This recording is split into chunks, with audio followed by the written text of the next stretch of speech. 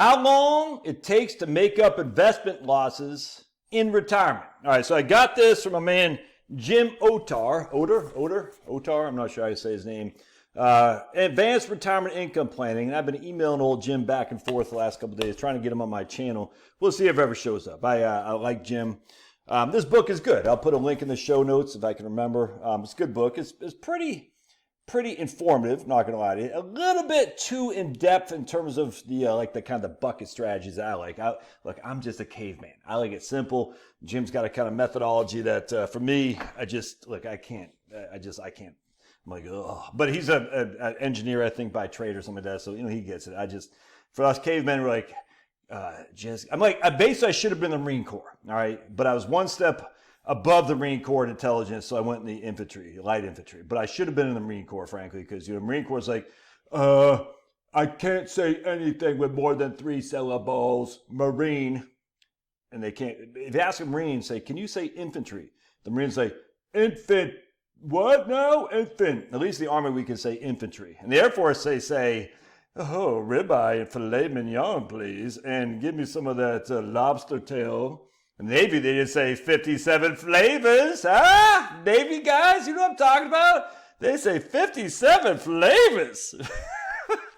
All right. So this book is good. And like I said, I'll put a link in the show notes on Amazon. Pretty easy read. Some of you guys who got lots of engineering and software engineer guys on my channel, you guys will probably get a lot of enjoyment out of that book. All right. So we got a portfolio that I think is 40-60, if memory serves here. 40-60 stocks.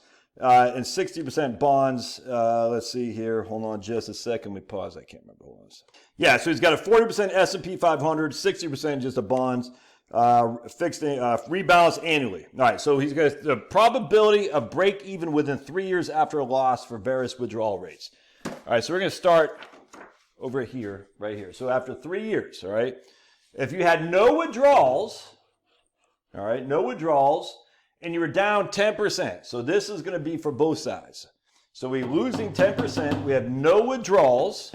We didn't take any money out. We're not putting any money in. We didn't take any money out. Historically, it would have taken you 74% of the time, you would have got back to even within 3 years. All right. Does that make sense? So we have $1 million portfolio. We're down to $900,000. We're not pulling money out or putting money in. Within 3 years, 74%, basically 3 out of 4 times, we would have got back to even Steven, back to $1 million. All right. If we had a 20% loss, basically just over a third of the time, you would have been back to even Steven within 3 years, which again is why I like the 4 years of cash, a bucket portfolio. A 20% loss. Now in a 40-60 portfolio, is that likely to happen? Probably not. Look at that, dude. I'm telling you, look at me go. I should have been a drummer. I'm hyper like a drummer. But anyway. I mean, could you have a 20% loss in a 40-60 portfolio? Yeah, I mean, I was talking last night in the live stream, Wellesley, the worst loss it ever had was 9.8 in 2008. So not likely, but if you did, the probability of getting back to even Steven with a 20% loss is 38% within 3 years. Not very high. So you can't afford a 20% loss if you're trying to get back to even within a certain, a short time frame. A 30% loss, 4% probability, and then you can see here. So now what we're going to do is change it. That's just with no withdrawals. Nothing. Whoever taking 2% a year out. All right, we got 10% loss. We're taking 2% a year out, and that's more realistic.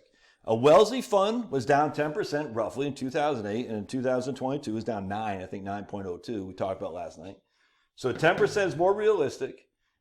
Only 50% of the time, half the time you got back to even Steven with a 2% withdrawal within 3 years. That means half the time you didn't. And a 2% withdrawal is quite low. If you're taking 4% a year out, basically just over a third of the time you got back to even within 3 years. That's with just a 10% decline. Yikes.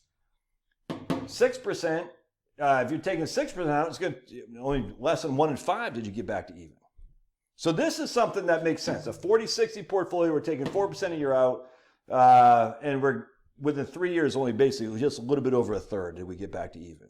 And then you can see 20% loss. I mean, basically look at this.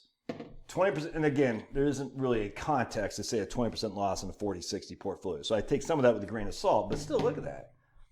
you're not basically getting back to even within 3 years if you have more than a 10% loss on a 40-60 portfolio. And I've just run the numbers he used. I don't know what a 60-40, 70-30, I don't know. And we can quickly find out. We can look at, just run some quick portfolio visualizers to see. But you can see right there, and I'll do that in a different video. I'm not going to do it here. But look at that. Now, how about if you took within 10 years, what's the probability of success of getting, not success, of getting back to even Steven within 10 if you have a 40-60 portfolio and you have a 10% loss? No withdrawals, 97% of the time, within 10 years, you'll be back to even Steven if you have a 10% loss with no withdrawals. But look, even with a 2% withdrawal, only 4 out of 5 are you get back to even. I mean, that's pretty significant, man. That's pretty significant. 10% decline, 20% of the time, within 10 years, you're not even back to where you were. I mean, what did I say? 10% decline, right? And I said 10% decline with a 2% withdrawal rate. 20% of the time, you weren't even back to even Steven. But a 4% withdrawal rate, less than half were you back to even Steven. If you're taking 4% a year off on a 40-60 portfolio and you're down by 10%, within 10 years, less than half the time are you back to even. These front-end losses are critical, man. This is this whole thing about sequence of return risk. And a lot of people discount sequence of returns. I'm not sure what's going on. A lot of people in the industry now are saying sequence of return risk is over, what do they say? It's over concerning because there's always, like I always say, there's always a sequence of return risk. You never get the long run. But what I'm saying is the older you get, the less life expectancy you have. The less life expectancy you have, the shorter your portfolio needs to survive to see you into your grave, essentially. Does that make sense? If you got a 30-year retirement frame, that's 30 years your portfolio has to survive, which is a lot of volatility in those 30 years. If you got a 20-year retirement frame before you're dead, that's 20 years. That's a significant reduction in risk for the longevity because you don't have as much longevity. You're 20 years as opposed to 30. Anyway, that right there, 4% a year with a 10% initial front-end loss, less than half the time are you breaking even within 10 years. Dude, that's a big deal. And if you're taking 6%, 1 in 5. That's the issue with investment losses, dude. And I'm telling you, man, now just because you're not breaking even doesn't mean you're running out of money. But I just think a lot of people overlook. A lot of people don't want to go into principal. They say, I don't want to tap into principal. And at some point, you might have to. Just be advised. All right. Love your thoughts. God bless. We'll see you. And I'll put a link, if I remember, in the show notes for this book that you can buy. I think you should. It's a good read. All right. God bless.